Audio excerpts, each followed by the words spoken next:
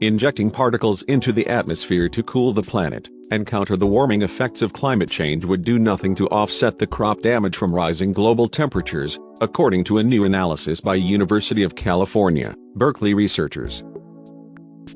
By analyzing the past effects of Earth-cooling volcanic eruptions and the response of crops to changes in sunlight, the team concluded that any improvements in yield from cooler temperatures would be negated by lower productivity due to reduced sunlight. The findings have important implications for our understanding of solar geoengineering, one proposed method for helping humanity manage the impacts of global warming. Shading the planet keeps things cooler, which helps crops grow better. But plants also need sunlight to grow, so blocking sunlight can affect growth. For agriculture, the unintended impacts of solar geoengineering are equal in magnitude to the benefits, said lead author Jonathan Proctor, a UC Berkeley doctoral candidate in the Department of Agricultural and Resource Economics. It's a bit like performing an experimental surgery. The side effects of treatment appear to be as bad as the illness. Unknown unknowns make everybody nervous when it comes to global policies, as they should, said Solomon Siang, co-lead author of the study and Chancellor's Associate Professor of Public Policy at UC Berkeley. The problem in figuring out the consequences of solar geoengineering is that we can't do a planetary-scale experiment without actually deploying the technology. The breakthrough here was realizing that we could learn something by studying the effects of giant volcanic eruptions that geoengineering tries to copy. Siang is director of UC Berkeley's Global Policy Laboratory, where Proctor is a doctoral fellow. Proctor and Siang will publish their findings online in the journal Nature on August 8. Some people have pointed to past episodes of global cooling caused by gases emitted during massive volcanic eruptions, such as Mount Pinatubo in the Philippines in 1991, and argued that humans could purposely inject sulfate aerosols into the upper atmosphere to artificially cool Earth and alleviate the greenhouse warming caused by increased levels of carbon dioxide. Aerosols in this case, minute droplets of sulfuric acid, reflect a small percentage of sunlight back into space, reducing the temperature a few degrees. It's like putting an umbrella over your head when you are hot, Proctor said. If you put a global sunshade up, it would slow warming.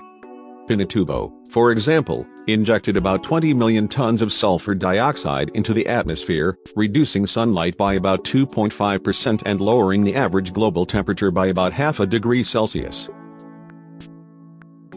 The team linked maize, soy, rice and wheat production from 105 countries from 1979 to 2009 to global satellite observations of these aerosols to study their effect on agriculture. Pairing these results with global climate models, the team calculated that the loss of sunlight from a sulfate-based geoengineering program would cancel its intended benefits of protecting crops from damaging extreme heat. It's similar to using one credit card to pay off another credit card. At the end of the day, you end up where you started without having solved the problem, Siang said. Some earlier studies suggested that aerosols might improve crop yields also by scattering sunlight and allowing more of the sun's energy to reach interior leaves typically shaded by upper canopy leaves. This benefit of scattering appears to be weaker than previously thought. We are the first to use actual experimental and observational evidence to get at the total impacts that sulfate-based geoengineering might have on yields, Proctor said. Before I started the study, I thought the net impact of changes in sunlight would be positive, so I was quite surprised by the finding that scattering light decreases yields. Despite the study's conclusions, Proctor said, I don't think we should necessarily write off solar geoengineering. For agriculture, it might not work that well, but there are other sectors of the economy that could potentially benefit substantially. Proctor and Siang noted that their methods could be used to investigate the impact of geoengineering on other segments of the economy, human health and the functioning of natural ecosystems. They did not address other types of geoengineering, such as capture and storage of carbon dioxide, or issues surrounding geoengineering, such as its impact on Earth's protective ozone layer and who gets to set Earth's thermostat. Society needs to be objective about geoengineering technologies and develop a clear understanding of the potential benefits, costs and risks, Proctor said. At present, uncertainty about these factors dwarfs what we understand. The authors emphasize the need for more research into the human and ecological consequences of geoengineering, both good and bad. The most certain way to reduce damages to crops and, in turn, people's livelihood and well-being, is reducing carbon emissions, Proctor said.